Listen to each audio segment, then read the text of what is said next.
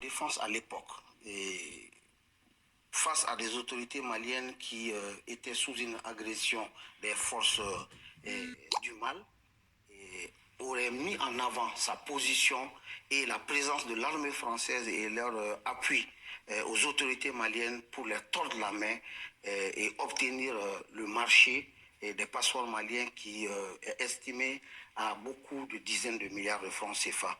Et ce marché, dit frauduleux, a été octroyé à la famille Le Drian de gré en gré, contrairement à toutes, en tout cas, les prévisions légales en la matière.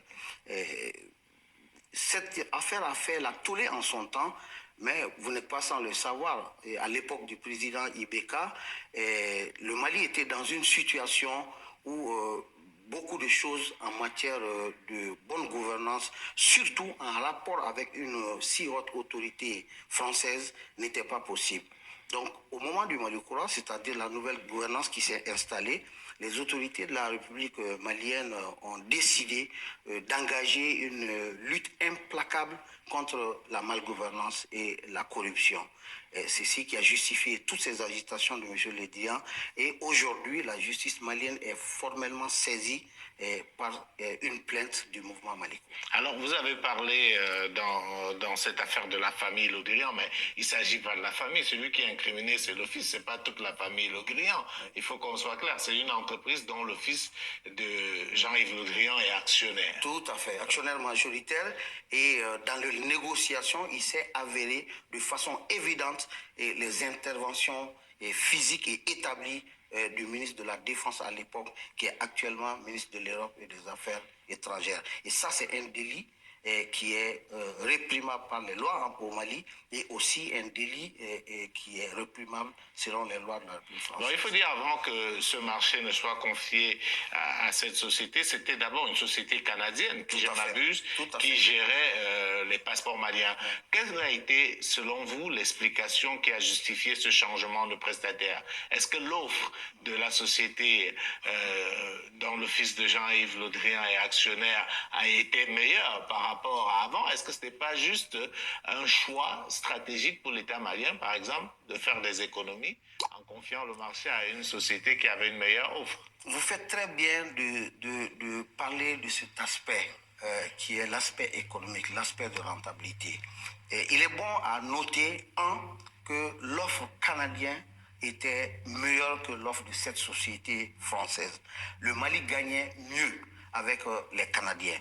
Deuxième aspect qui a aussi, en tout cas, réveillé nos soupçons, c'est que les Maliens, dans leur large majorité, ne souhaiteraient pas du tout que leurs données biométriques, surtout liées à un document aussi stratégique que leur document de voyage, soient détenus par des partenaires français et dont la base de données est actuellement en République de France. Au-delà de ça, le partenaire canadien, on n'avait rien à leur reprocher.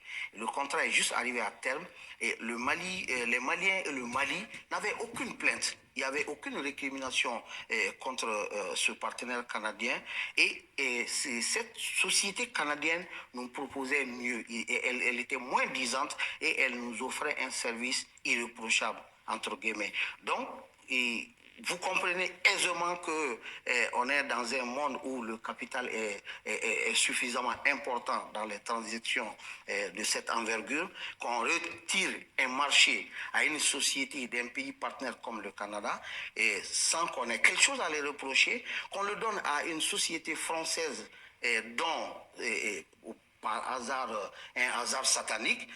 L'actionnaire majoritaire serait le fils du ministre de la Défense à l'époque de la République française, un pays qui était engagé dans une intervention militaire en République du Mali, et que dans ce marché, le Mali se retrouve à perdre des dizaines de milliards par an.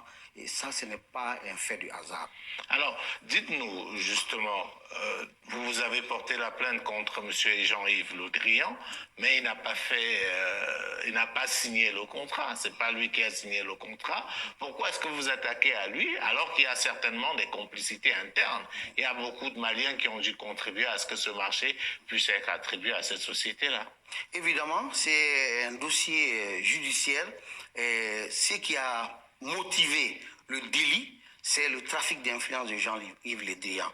Et s'il n'était pas là, ce jour, ces moments précis, s'il n'était pas le ministre de la Défense d'une République française qui était en intervention militaire au Mali, tout le reste n'aurait pas eu lieu. C'est-à-dire, il n'est pas le plus incriminé dans le dossier, mais il est le départ du délit, il est le départ du crime économique. C'est ce qui a justifié le fait qu'on... Voilà, je vais arrêter là.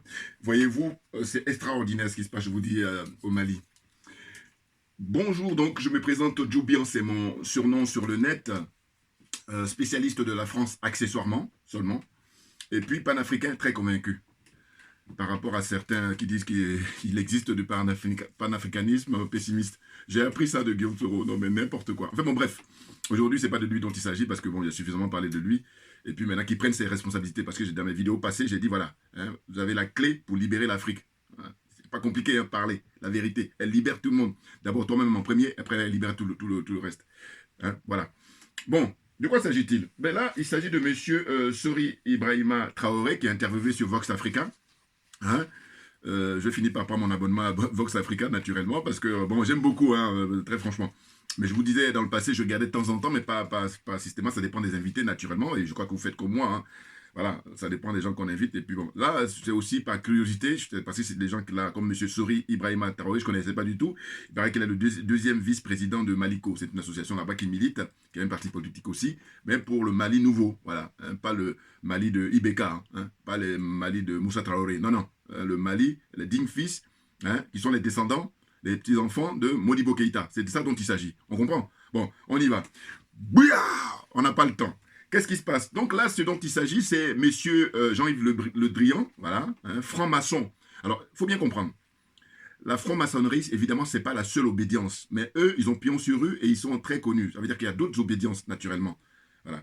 Et il se trouve que tout le monde politique, en général, à 99,99% en France, ils sont tous francs-maçons. C'est clair.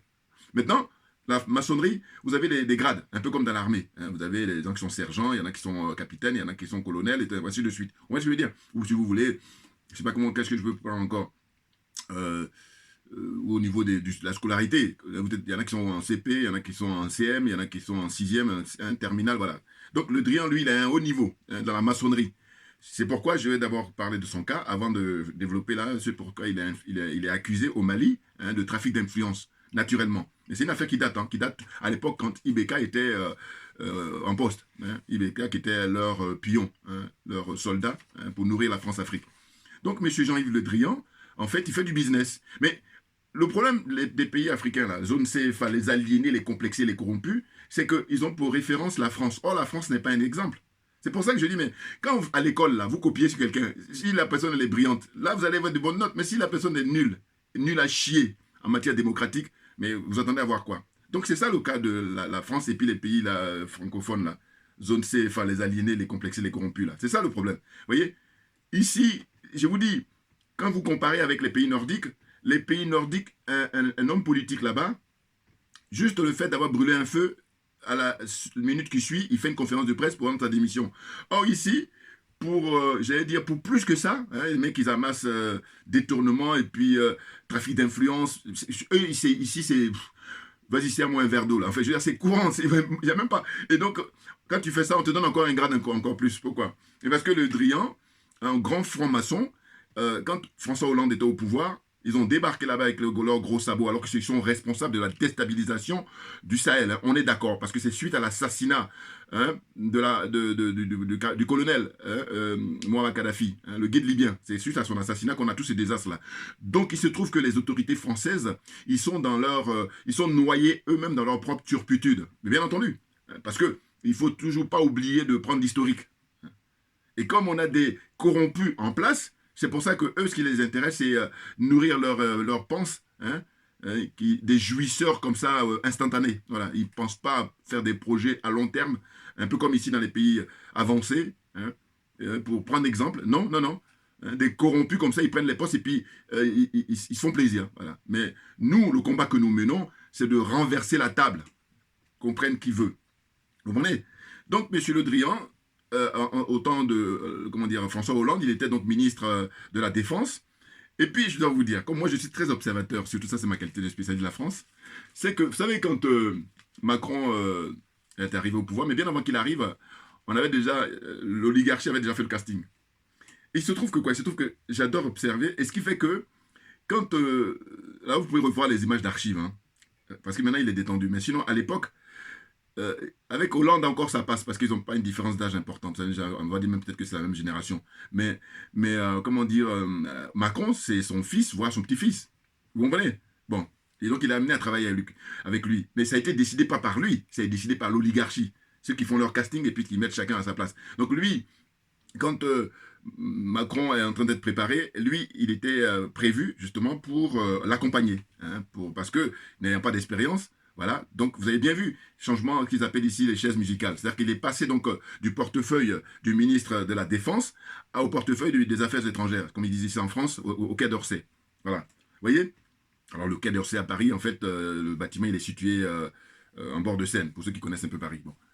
Donc c'est juste à côté là, hein, de l'Assemblée nationale française, le Palais Bourbon.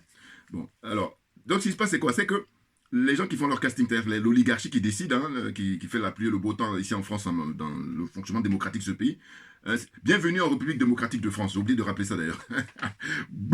On est bon. Donc, je disais quoi? Je disais que lui, il devient donc maintenant ministre des Affaires étrangères. Et vous allez observer, quand vous prenez les images d'archives, il n'était pas à l'aise. Pourquoi? Mais parce qu'en réalité, on lui a forcé la main. On dit, tu n'as pas de choix. Tu vas accompagner le petit là. Voilà comment ça se passe. Oui, vous voyez. Alors, d'aucuns vont penser que je suis témoin direct là, alors que non, c'est ça. Je veux dire, en tant qu'être humain, faire jouer son intelligence. Mais bien entendu. Ce qui fait qu'il y a juste à observer et puis à analyser un petit peu, et puis tu vois, tu as le scénario, il n'y a pas besoin d'être présent. Voilà. Donc, la scène, c'est ça. Hein? Et donc, moi, je vois son attitude, et je voyais bien qu'il n'était pas à l'aise. Mais pourquoi? Parce que, franchement, prenez les images d'archives, vous allez voir, vous allez voir. Eh bien, on voyait bien qu'il était gêné. Il était gêné parce que, en fait, d'abord, il pensait que M. Hollande allait obtenir un deuxième mandat. Or là, il a été, c'était pas prévu pour lui. Dans leur agenda, l'oligarchie a prévu qu'un seul mandat pour Nicolas Sarkozy, la grande gueule, et puis un seul mandat pour Hollande, quand bien même il était un peu plus gentil que Nicolas Sarkozy. Encore qu'ils servaient tous la même cause. Voilà. La cause, c'est quoi? C'est la France-Afrique. Voilà.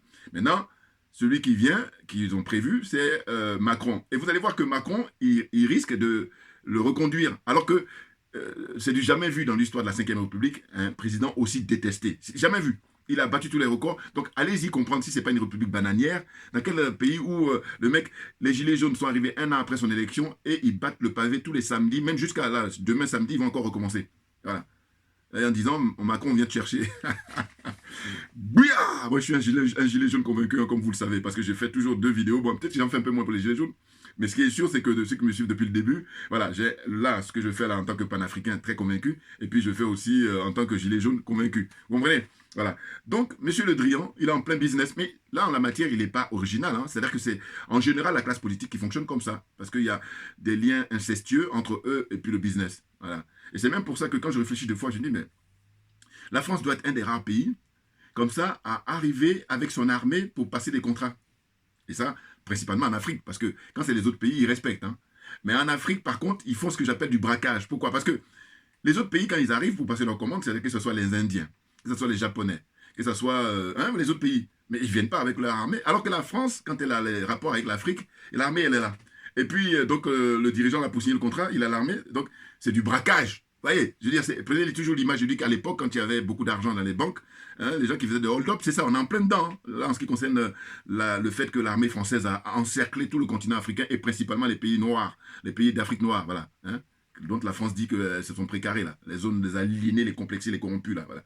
Eh bien, c'est impressionnant. Voilà. Donc, moi, je dis simplement, il faut utiliser cette expression-là et pas d'autre. C'est, nous demandons immédiatement, avec la grande diligence, la fermeture de toutes les bases militaires françaises en Afrique, en général, et la zone francophone en particulier. Parce que, j'ajoute, le plus important, cette formule-là, c'est parce que cette armée française, elle prend en otage le peuple africain, et rien d'autre. Il n'y a pas autre argument.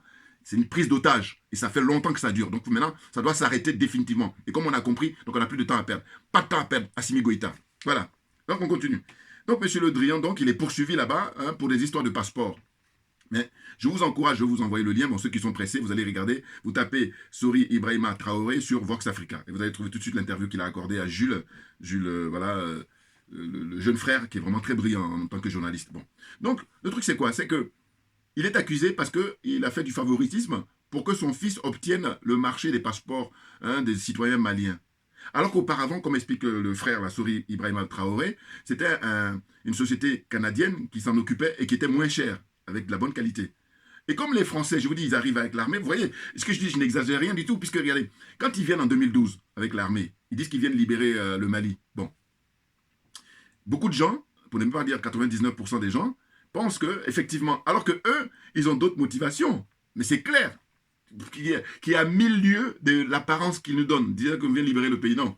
La preuve en est, là, l'exemple de M. Le Drian, j'allais dire, c'est un exemple parmi tant d'autres, dont on verra progressivement.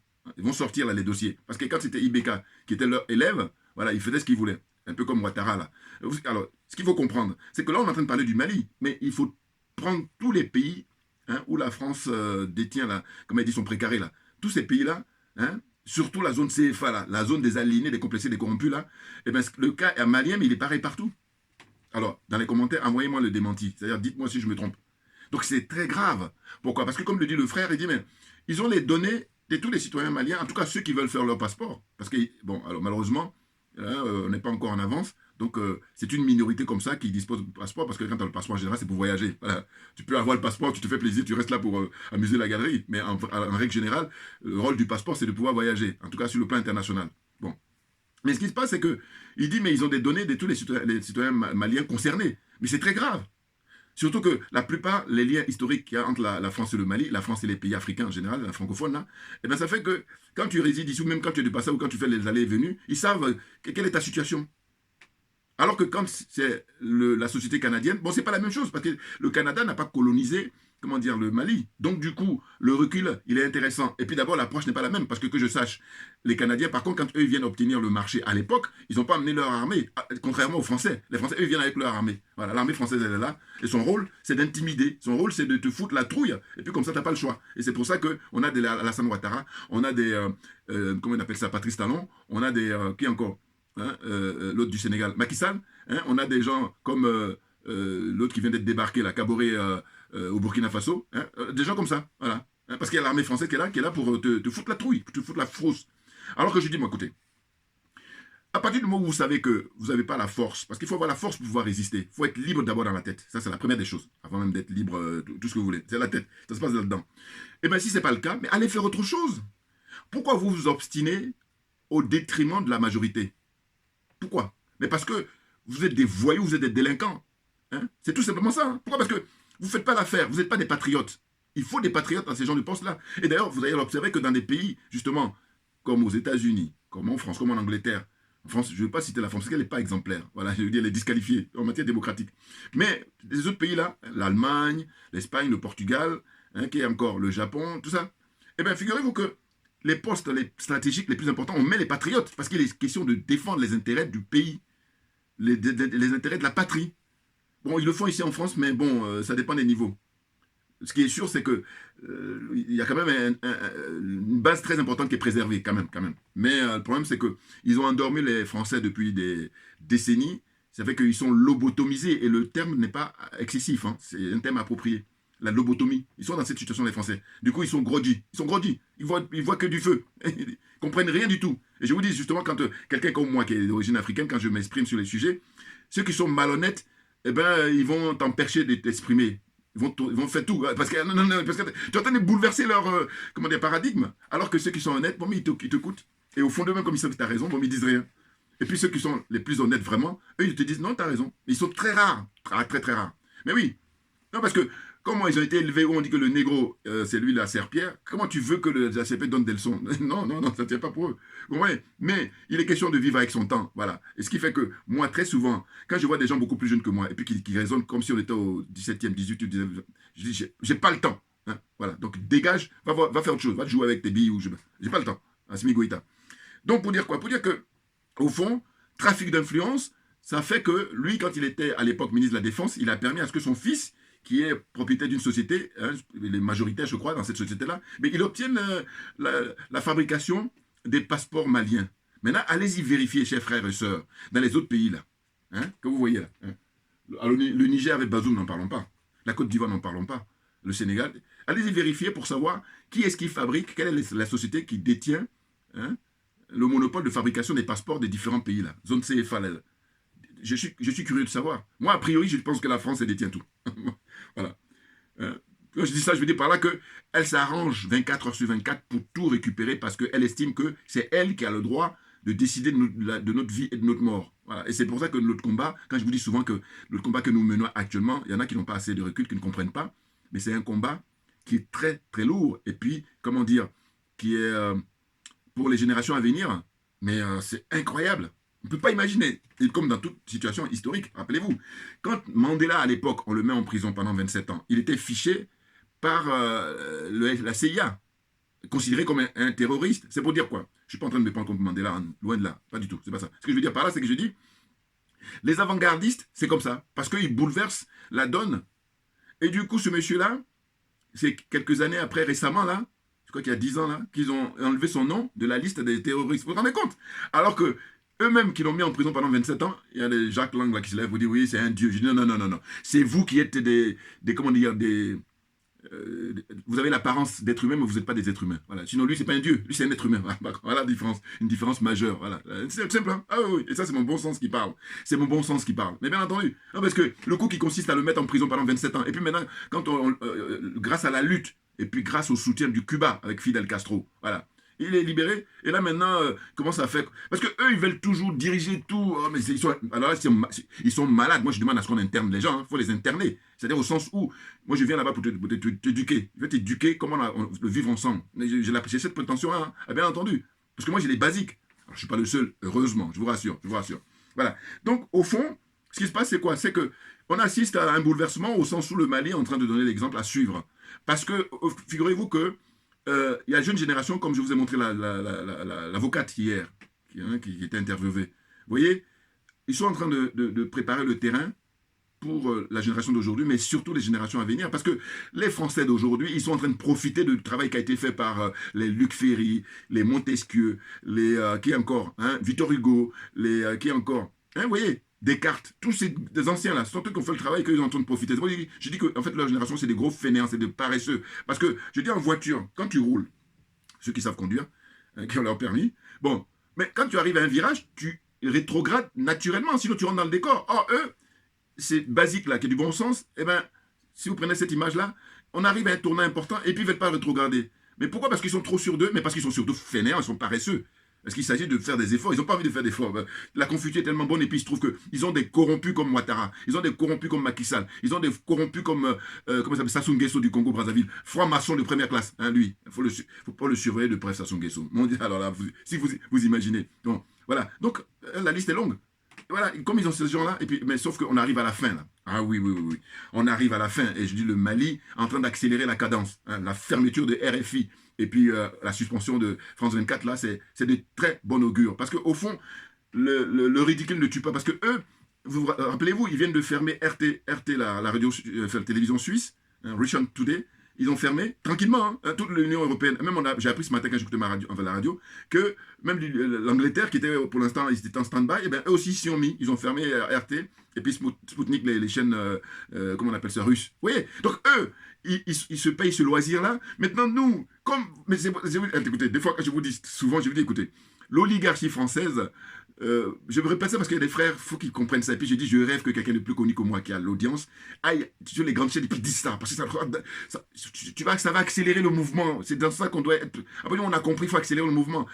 Franchement, j'ai dit dans la vie de tous les jours, vous savez très bien. Hein, quand vous accélérez, ça veut dire que vous avez compris en général. Oh, moi, ce qui me tue, c'est le fait qu'on a compris, mais les gens qui traînent les pieds. Voilà, bon, c'est les aliénés, hein, comme on voulait.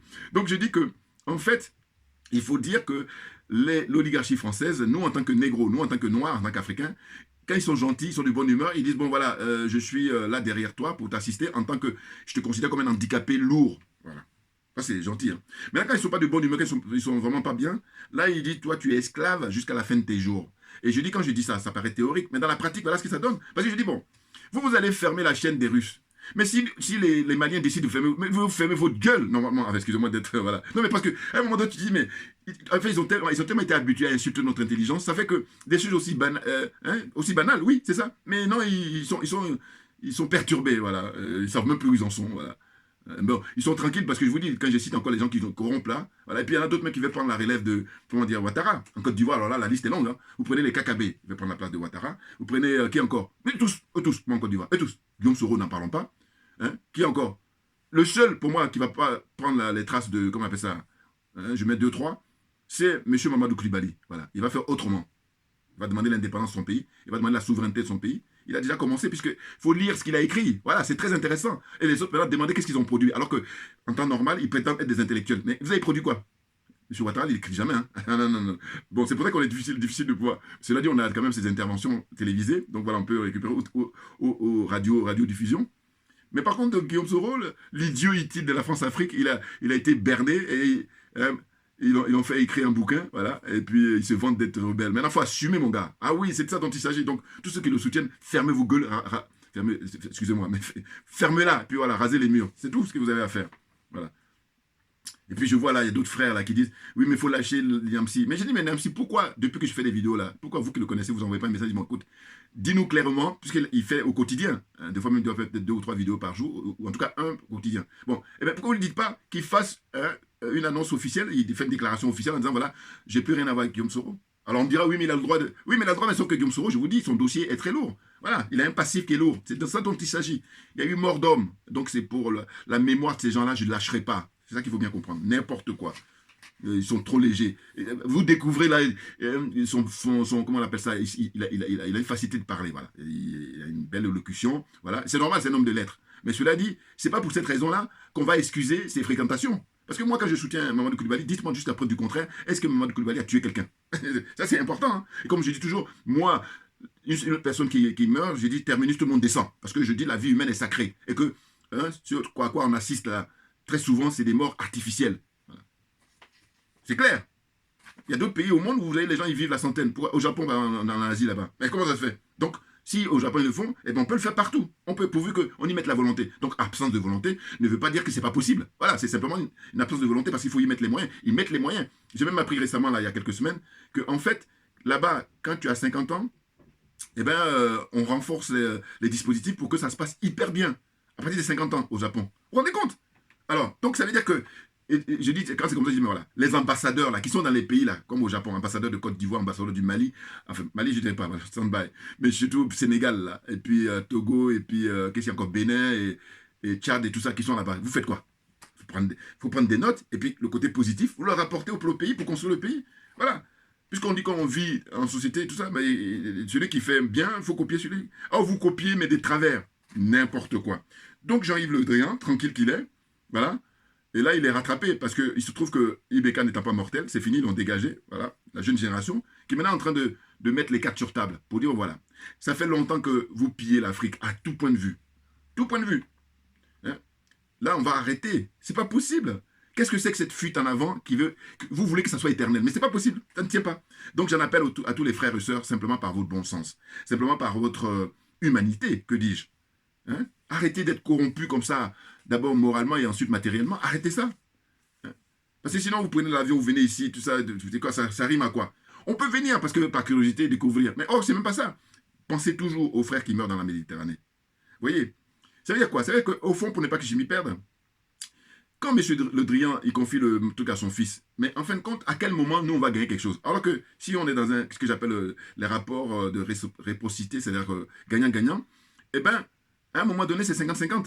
Or, les rapports avec la France, c'est, s'ils sont gentils, on a 1%, et puis les 99%, c'est pour eux. Mais est-ce que vous trouvez que ça a du sens, ça? Mais en pratique, théorie, maintenant je passe en pratique. En pratique, c'est de dire, écoutez, il y a le problème des visas. Il ne faut pas oublier, il ne faut jamais l'oublier, parce que les frères qui meurent dans la Méditerranée, c'est dû au visa. Or, je dis que moi, normalement, toutes les anciennes colonies françaises, enfin anciennes, non, que je dis, les colonies françaises là-bas, parce qu'ils ne sont pas encore, ceux qui sont souverains, voilà, à la rigueur, c'est par degré. Les pires, c'est-à-dire ceux qui sont vraiment les aliénés, c'est la zone CFA, voilà. Et puis ceux qui sont anciennes colonies, mais qui ne sont pas dans, voilà, on peut dire anciennes, ceux qui ne sont pas dans le CFA, voilà, on peut le dire. Hein, Mauritanie, Tunisie, Maroc, Algérie, qu'est-ce qu'il y a encore, Madagascar, vous voyez, et puis les autres pays d'Asie, là. On peut dire anciennes colonies. Mais sinon, là, cette zone-là, des aliénés, les complexés, les corrompus, là, qui sont dans le CFA, eux, c'est les colonies au 21e siècle. C'est la honte. Et même quand je dis honte, le mot est faible. Donc ce que je veux dire, c'est quoi? C'est que je dis, ben, il ne devrait pas y avoir de visa.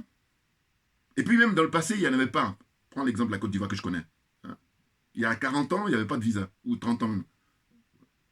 Ils ont introduit ça comme ça après. Alors que ce n'est pas normal. Pourquoi? Parce que, je vais vous dire, moi j'ai un collègue, un ancien collègue brésilien, c'est lui qui m'a fait prendre conscience de ça. Il m'a dit comme ça dans notre discussion à l'époque, il y a maintenant, combien? 2010, donc ça fait 13 ans, voilà, 12 ans.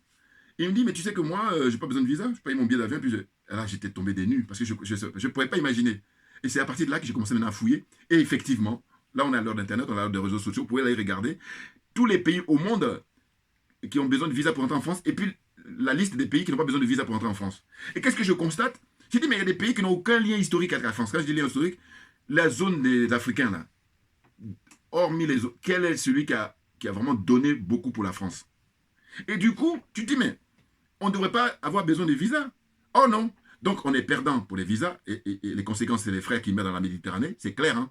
Moi, c'est l'absence de visa qui donne ça. Hein. Autrement, si on était comme des Brésiliens qui ont juste à payer leur billet d'avion, il n'y a pas que les Brésiliens, il y a d'autres pays aussi encore. Voilà, qui ne sont même pas de langue française, c'est-à-dire qu'ils sont, voilà, qui sont même pas francophones. Mais le problème, c'est le mépris qu'a l'oligarchie française vis-à-vis de nous. C'est pour ça que là, on paye tout, cash. Vous voyez? Et je vous dis, en vie humaine, là, je ne négocie pas. Ah bon, les conséquences, c'est pour ça que quelqu'un va me trouver très, comment dire, virulent, ou je ne sais pas quoi encore. Mais je vous dis, écoutez, là, c'est du minimum. Hein. On va essayer de rester galant, ou on va essayer de rester bien élevé. Mais autrement, non mais attendez, il y a de quoi? Mais de quoi on parle là? Les années passent, les décennies passent, on est en train de passer encore. Et puis eux, ils disent, non, on ne changera pas. Mais non. Donc la liberté, elle s'arrache. Et on est en train d'arracher notre liberté. Là. Le Mali en est l'exemple très clair. Vous voyez, le président Touadéra, là, lui, je lui dis, un jour, quand il va m'expliquer, là, je comprendrai. Mais là, je ne suis pas le seul. Hein. Toute la rédaction de Afrique Média, ils ne comprennent pas. Ouais. Enfin, bon, il est bizarre, il est très bizarre. Quelqu'un m'a dit, oui, les francs-maçons et tout. Je me dis, ah, peut-être ça s'explique. Peut-être. Allez vérifier. Allez vérifier. C'est bizarre. Bon, enfin, bon, bref. Il est dans une situation très bizarre. Voilà. Bon, on verra bien. C'est pas parce que je vous dis, il a une formule là, il va peut-être même d'expliquer ça parce qu'il est professeur de mathématiques, hein, donc là, il est mathématicien. Donc les mathématiciens, ils ont quand même un peu spé. Voilà. Ils ont aussi des points d'avance, ou comme on dit, hein, il est en avance. Mais bon, non, on veut bien, parce qu'on reste optimiste. Voilà. Mais par contre, je crois que les miracles, il n'y en a pas 10 fois. Hein, parce que tu as échappé, là, ils veulent te zigouiller. Hein, un terme trivial, excusez-moi.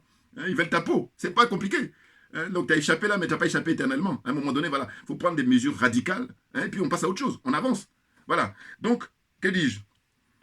Jean-Yves Le Drian, il va aller s'expliquer, hein, devant les tribunaux là-bas au Mali. C'est de ça dont il s'agit. Et c'est pour ça qu'on comprend d'ailleurs sa virulence. Il n'y a pas que lui, mais lui aussi, il est très en avance pour insulter, hein, les dirigeants maliens actuels, hein, avec le Premier ministre Choguel Maïga, et puis, comment dire, le président Assimi Goïta. Voilà. Mais tout s'explique, parce que ces détails-là, on ne peut pas forcément les savoir. Il faut être informé. Vous voyez? Et donc maintenant on comprend mieux. Et normalement, les médias français, ben là, ça n'existe pas, ils n'ont pas entendu parler de ça. Non. Et puis maintenant, pour terminer ma vidéo, je vais parler de Human Rights, c'est-à-dire cette association-là. Vous savez, je rappelle encore pour ceux qui n'ont pas suivi mes vidéos dans le passé, il y a une dame que vous connaissez, enfin que certains connaissent, elle s'appelle Eva Joly. Eva Joly, en fait, c'est une juge pôle financier, qui, à l'époque, avait mis en examen les gens comme Roland Dumas, ancien ministre des Affaires étrangères de Mitterrand, les gens comme Bernard Tapie, homme d'affaires, et puis aussi homme politique. Elle avait mis des personnalités, et elle, quand j'avais vu ça à l'époque, je me suis dit, putain, waouh. Voilà. C'est-à-dire que pour moi, c'est très très rare de voir ça en France, et c'est même pour ça qu'elle n'a pas resté longtemps, parce qu'ils n'ont pas cette culture-là. Voilà. Alors qu'elle, elle est d'origine norvégienne, donc tout s'explique, vous comprenez? Eh bien, elle a dit un truc un jour que j'ai beaucoup aimé. Elle a dit, mais ce dont a besoin l'Afrique, c'est pas les ONG là qui viennent pour parler de, comme ils font là, Human Rights, machin, tes droits de l'homme, machin, des conneries là. Des conneries. Ben oui, parce que quand tu parles des droits de l'homme, mais pourquoi les droits de l'homme sont à géométrie variable? C'est-à-dire qu'en fait, actuellement, l'actualité nous montre qu'il y a des Africains là-bas, comment dire, qui sont en train de souffrir en Ukraine. Si Human Rights là, eh ben, ils devaient mettre un grand titre, il faut les laisser rentrer en France massivement. Voilà. Hein? On fait rentrer en... Voilà. Mais là, il y a des trucs qui sont faits, ce qui fait que les reportages qu'on nous montre, on montre des frères camerounais, et là aussi l'État camerounais, on se dit, qu'est-ce qu'ils foutent? On a l'habitude. Ouais. Là, je trouve même plus les mots. Hein, hein, la jeunesse camerounaise là-bas en Ukraine, ils sont terrés là, et puis ils sont en train d'attendre qu'on vienne les aider. Alors que je pense qu'il doit y avoir quand même l'ambassade du Cameroun, même si ce n'est pas en Ukraine, peut-être en Allemagne, en tout cas, ou en Pologne. Voilà. Donc ils peuvent faire quelque chose, mais ils font rien, ils s'en foutent. Voilà.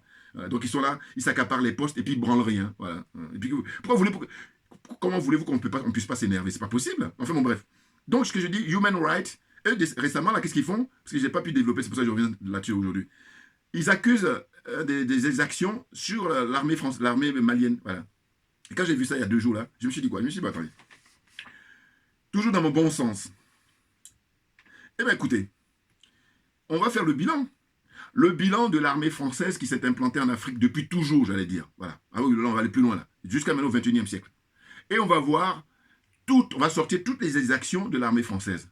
Or, c'est écrit noir sur blanc que on n'a pas à toucher à un soldat français qui commet des exactions là-bas. Vous vous rendez compte? Ce que je dis là, c'est pas du pipeau, hein, c'est pas, je raconte pas, non, c'est quelque chose qui est vérifié. Et c'est ainsi que je dis, mais ils maintiennent ça parce qu'ils ont affaire à des aliénés, ils ont affaire à des complexés, et ils ont affaire surtout à des corrompus. Parce que quand tu n'es pas dans ce dispositif-là, mais là, tu leur fous la trouille comme Assimi Goïta, tu leur fous la trouille comme Shogun Maïga, hein, et les autres compagnons de lutte. Eh oui, bien entendu. Et c'est ainsi que Human Rights, ils font de la diversion. Mais c'est insultant, et là, même, j'utilise maintenant le terme de insulter, c'est faible. Il faut trouver encore un mot beaucoup plus fort. Ils ont du mépris, mais grave. Pourquoi? Parce que, mais Human Rights qui dit qu'ils sont là pour, comment dire, défendre les droits humains, mais les Africains qui souffrent partout, là, et je commençais d'abord par les exactions de l'armée française. Et on va aller plus loin, c'est les exactions, par exemple, de, comment on appelle ça? La Légion étrangère, qui est une armée française aussi, en fait. En tout cas, ce sont les... comment ils disent ça? Ils accusent les Russes, là, par rapport à Wagner, voilà. Mais les légionnaires là, français, mais c'est quoi? Voilà. Donc, c'est des barbouzes. Et à l'époque, il y avait un qui était très connu, hein, Bob Denard, voilà, qui était très connu. Et lui, quand à un moment, ils l'ont traduit en justice, eh ben, il y a un des parlementaires, un des hommes politiques français qui a dit que Bob Denard était, comment il appelle ça? Un corsaire de la République. Bouillard! Ça, faut les noter, ça. Ah oui, oui, oui, oui. Corsaire de la République, il le considérait comme ça. Donc, il avait un certain rang, alors que le mec, c'est un barbouzard. Vous voyez? Bon, enfin, bon, bref. Donc, c'est pour dire qu'en fait, eux, ils sont dans une situation où, en fait, pour donner des leçons à quelqu'un, mais enfin, faut-il que toi, tu sois propre. Oh, ils sont sales dans leur méthode, dans leur pratique, et puis ils emmerdent les Africains. Mais il n'y a que les Africains. Mais maintenant, il faut sortir de la servitude volontaire, les frères et sœurs. C'est de ça dont il s'agit, c'est rien d'autre. Sortez de la servitude volontaire parce que vous êtes dans cette situation. C'est pour ça qu'ils font leur malin à nous insulter comme ça 24 heures sur 24. Ce n'est rien d'autre. Enfin, je dis, mais quand on voit l'actualité, mais ils doivent être discrets. Mais non, non, non, ils sont sans gêne. Hein? Parce que justement, le Drian, il ne peut pas continuer tranquillement son business. Eh bien, ils sont en train de faire comme ça pour torpiller, alors que non. Les dignes fils, je dis même que des fois, ils sont gentils parce que je dis, il faut les virer tous. Oui, attendez. Eux ici, là, avant de rentrer ici sur le territoire, tu es pillé. Et même, regardez, quand je vous disais tout à l'heure qu'ils ont pris le marché aux Canadiens, hein, et donc ils ont tous les fichiers de chacun. N'importe où, ça change radicalement. Dans tous les pays là, francophones. Voilà. Ça ne peut pas durer. On est au courant de tout. Et puis il y a d'autres qui ont fait des études, qui ont fait de longues études. Et simplement, eux, ce qui est important pour eux, c'est que j'ai fait mes études, mes diplômes. Mais là, ce qui importe, j'ai ma petite voiture, j'ai ma petite maison. Voilà. Et puis la vie s'arrête là. Vous êtes trop léger. Ah oui, oui, oui. Ceux qui sont, je parle de ceux qui se comportent comme ça. Hein. Vous êtes trop léger. Trop léger. Et moi, quand c'est comme ça, si j'ai un cas à faire, un frère qui est patriote, qui connaît un petit peu, je n'ai même pas de mal. Parce qu'il y en a qui connaissent beaucoup et puis qui sont corrompus. Ça ne m'intéresse pas. Donc moi, je suis dans la lutte anti-corruption. Vous savez, j'ai une série préférée, c'était avec Elliot Ness. J'adorais ça. J'ai toute la collection là. Je vais montrer, parce que dans ma bibliothèque, dans mon salon là-bas, je vais montrer, par exemple, un gros bouquin que j'ai acheté à l'époque. Robert Stark. Qui vraiment, le rôle, il a optimisé les incorruptibles. J'adore. Voilà. Donc on est là pour ça. Pourquoi? Parce que on fonctionne pour l'intérêt général. C'est rien d'autre. Ah oui. Non, parce que ceux qui viennent faire leur business là, eux, ils sont là pour l'intérêt particulier, c'est-à-dire qu'une ultra minorité qui s'accapare tout, et puis les autres, ils les regardent et puis se moquent d'eux. Voilà. C'est de ça dont il s'agit. Donc là, hein, on encourage le frère Suri Ibrahima Traoré, hein, pour aller jusqu'au bout. Et puis aussi, vous allez suivre l'émission, vous allez voir, il parle par rapport à l'étude qu'ils sont en train de faire pour toutes les richesses du Mali, parce que le Mali est riche en or, ça c'est connu, riche en uranium, riche en pétrole. Il y a d'autres, plein de ressources comme ça, c'est pour ça que les Français, ils les ont là. Hein. Ah ben, vous comprenez bien. Voilà. Donc, là maintenant, la nouvelle génération, il est question maintenant de répertorier tout ça et faire de manière à ce que la richesse du Mali appartienne en priorité à tous les ressortissants du Mali, à tous les enfants du Mali, à tous les... Voilà. Tous les habitants, tout le peuple malien, voilà, c'est à eux en priorité. Maintenant, c'est à leur gré, hein, c'est-à-dire à leur bon vouloir, pour donner maintenant à gauche et à droite. Voilà. Or, jusqu'à présent, depuis des siècles, c'est le contraire qui se produit. C'est-à-dire que les gens prennent notre richesse et puis nous donnent des miettes. Est-ce que ça a du sens? Voilà, je vais terminer là aujourd'hui, et j'espère que on reste ensemble, hein, et que les frères, là, je dis, ceux qui sont fâchés avec la vérité et la justice, c'est pas la peine de me suivre. Moi, ceux qui veulent me suivre, c'est tu es d'accord avec la vérité et tu es d'accord avec la justice. Et non pas, je vais quand même faire le tri. Non, non, non, non, non. Moi, je suis intransigeant là-dessus. Parce que je dis, la vie humaine est sacrée. Et à partir de là, on ne discute pas. Terminus, tout le monde descend. Merci beaucoup pour votre attention. Et puis, à très bientôt. Voilà, on lâche rien parce que c'est nous qui avons raison. Je termine toujours avec mon truc là. Voilà, c'est ça. Voilà, merci beaucoup et à très bientôt. Merci bien pour votre attention. Merci bien.